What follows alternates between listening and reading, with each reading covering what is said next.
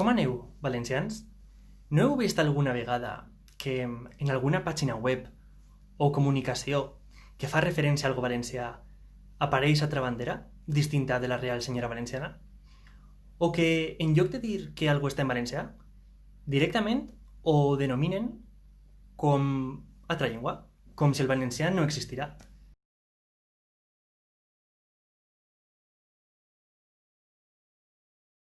Molesta, veritat? És important que en estos casos ho compartam en les redes socials i ho denunciem públicament, però sempre en respecte.